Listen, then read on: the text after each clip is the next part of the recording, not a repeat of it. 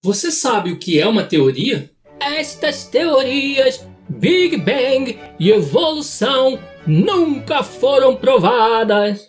Se você pensa assim e acha que algumas teorias nunca foram provadas, então você precisa ver este vídeo, pois isso é um erro de definição totalmente contrário à ideia do que é uma teoria.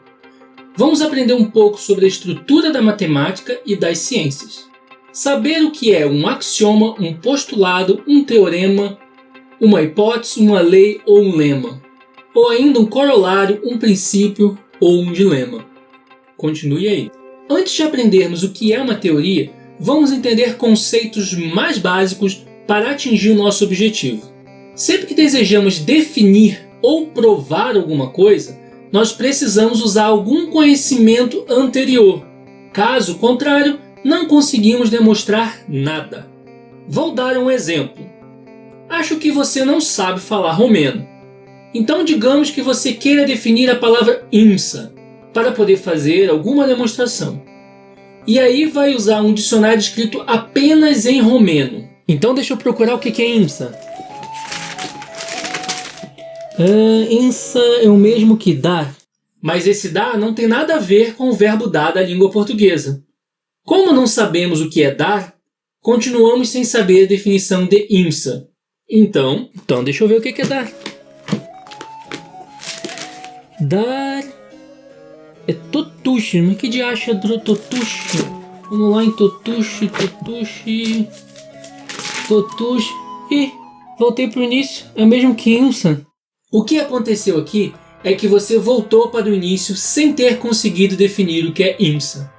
Na prática encontraríamos mais significados, mas o mesmo ocorreria. Isto é, em algum momento as palavras vão se repetir sem que você consiga definir o que é IMSA. É por isso que precisamos de termos primitivos e de verdade que aceitamos sem provas. Caso contrário, entramos em um círculo vicioso ou podemos criar novos termos para evitar essa repetição em círculo vicioso. É uma hipótese.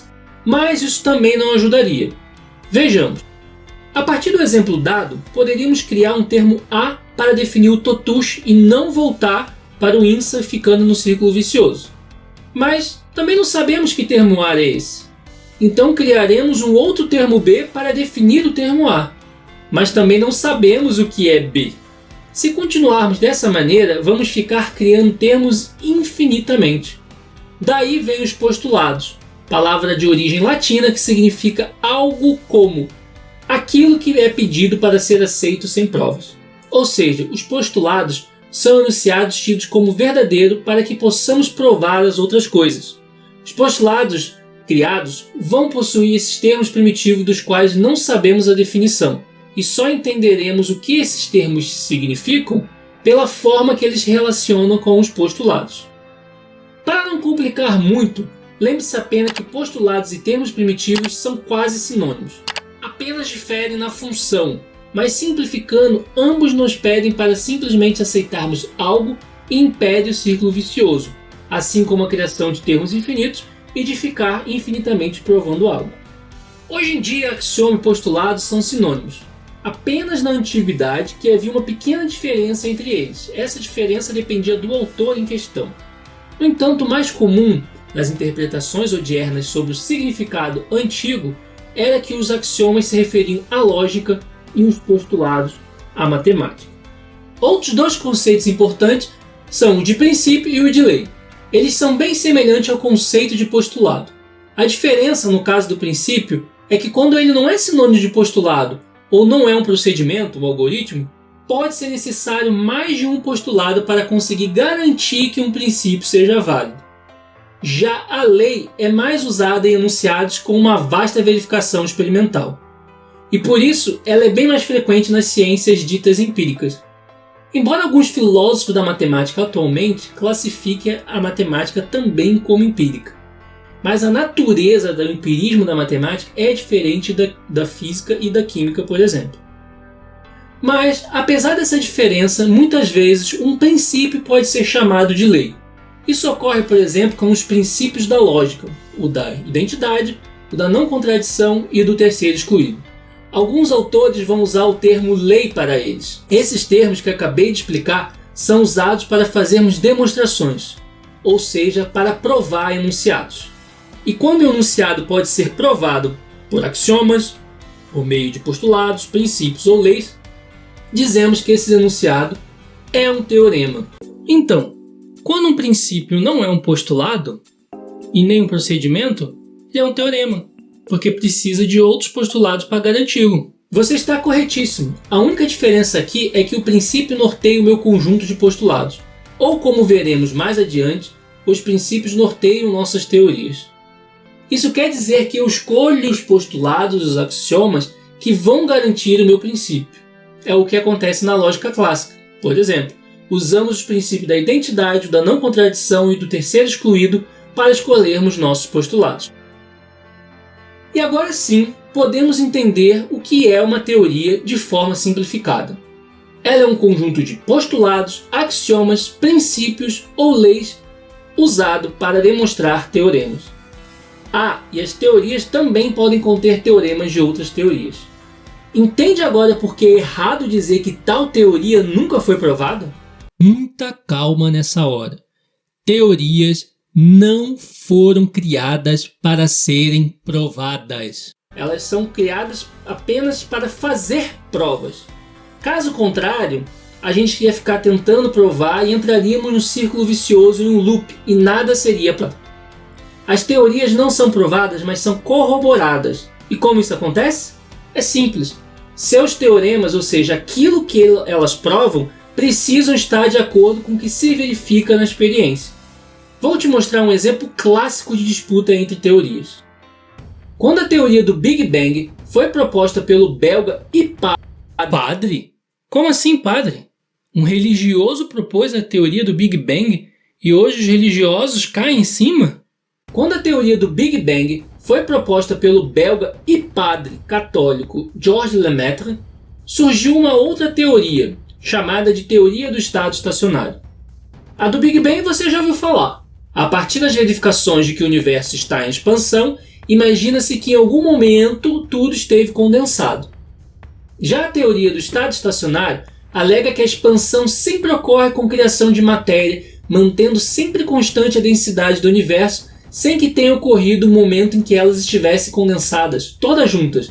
Ou seja, segundo essa teoria, não houve um princípio de tudo, e o universo é eterno. A teoria do Big Bang tinha alguns problemas, como a idade geológica da Terra não bater com a idade do universo prevista com a teoria. Mas a teoria do estado estacionário também tinha problemas, como por exemplo, contrariar o princípio de conservação de energia. Dessa forma, até a década de 1960, a escolha dos cientistas entre uma teoria e outra se dava por fatores externos à ciência.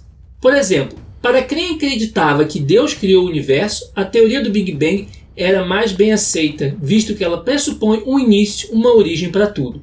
Já a teoria do estado estacionário seria melhor para quem não acreditasse na criação do universo por meio de um Deus. Que ironia, não? Acontece que descobriram algo que era previsto pela teoria do Big Bang, a radiação de fundo, que é decorrente do início do universo. Isso era muito difícil de ser explicado pela teoria do estado estacionário. Essa radiação é de aproximadamente menos 270 graus Celsius, que vem de todas as direções do universo. Se ela fosse produzida pelas estrelas e pelas galáxias, ela seria mais forte em algumas direções do que outras, mas não é o que ocorre. Assim, após alguns ajustes na teoria do Big Bang para ficar mais de acordo com o que é observado, ela se tornou a teoria com a maior corroboração e passou a ser aceita em detrimento das outras. O que deve ficar claro aqui é que existem muitas verificações para uma teoria, mas, ao rigor da lógica e da ciência, nada disso pode ser chamado de prova pelo motivo que já falei anteriormente. A verdade é que, se você aceita como prova científica que a hidroxicloroquina e a ivermectina funcionam contra o Covid-19, porque algumas pessoas tomaram e ficaram boas, então você pode aceitar que todas as teorias científicas estão devidamente provadas, pois elas passaram por verificações muito mais rigorosas que esse simples fato de que uma pessoa tomou um remédio e ficou boa, sem uma comparação com placebo para saber se tem alguma eficácia. Algumas pessoas também afirmam que teorias não devem ser ensinadas nas escolas, ou que outras teorias deveriam ser ensinadas também. Eu te afirmo que as teorias que são corroboradas são ensinadas sim. E eu tenho uma coisa para te mostrar. Olha esse livro, Introdução à Teoria dos Números. Isso mesmo, a aritmética também é uma teoria. E aí, essa teoria também não pode ser ensinada na escola? Eu preciso chamar atenção para um detalhe. A ideia de teoria que passei aqui, ela é mais adequada à visão sintática das teorias científicas, que era defendida pelos positivistas e se baseia no funcionamento das teorias na matemática e na lógica. No entanto, hoje em dia, essa visão é tida como ultrapassada para as demais áreas do conhecimento. A preferência é pela chamada visão semântica das teorias científicas, a qual é baseada em modelos. Contudo, embora essa distinção seja muito grande do ponto de vista filosófico, na prática ela difere um pouco do que falei aqui. Mas também é muito fácil entender do jeito que eu estou te falando, e essa forma ainda continua válida para a matemática e para a lógica também. Sem contar que a ideia geral de que uma teoria não pode ser provada continua valendo. Bem, agora que você já sabe o que é uma teoria, já posso falar sobre os demais termos. Se você quiser, poderá ver essas definições no Dicionário de Números com Outros Significados, do Wagner Azevedo. Você pode adquirir com ele ou ler online no site livro.online. Esse dicionário apresenta números como 0800 e 171, conforme você pode ver na capa, que são usados para exprimir outra coisa além das quantidades. No caso do 0800, passa a ideia de gratuito, já de 171, de uma pessoa trambiqueira. Além disso, ele mostra termos que contêm números, como é o caso de caderno. Dá uma olhada aqui para você ver porque caderno contém números.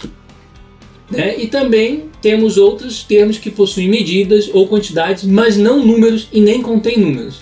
Por isso, pedi ao Wagner que expandisse o dicionário para também funcionar como um dicionário de matemática. Vale a pena conferir e comprar uma cópia. E todos os termos que mencionei aqui e ainda mencionarei estão nesse dicionário. Então, continuando, o que é uma hipótese? Ao contrário da teoria que não está esperando ser provada e sim corroborada, a hipótese é um enunciado admitido sem prova, mas que está aguardando ser demonstrado. Dentro da hierarquia dos teoremas ainda temos o lema e o corolário. Quando temos um teorema que serve para demonstrar um teorema maior, mais importante, dizemos que o primeiro é um lema.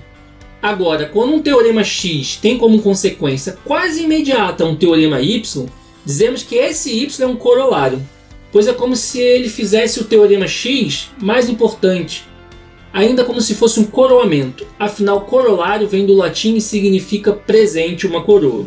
E o dilema? Esse nada mais é que um enunciado contendo duas premissas contrárias, mutuamente excludentes, ou seja, opostas. Muitas vezes elas revelam problemas em algumas teorias ou correntes de pensamento. Bem, não esqueça de seguir a TV XYZ no YouTube e nas demais redes sociais. Acesse livro.online e confira os livros que aos poucos estão chegando lá. Até mais! E se você ficou curioso para saber o que é INSA em romeno, significa mais, porém. Ou seja, tem um valor adversativo. Tchau!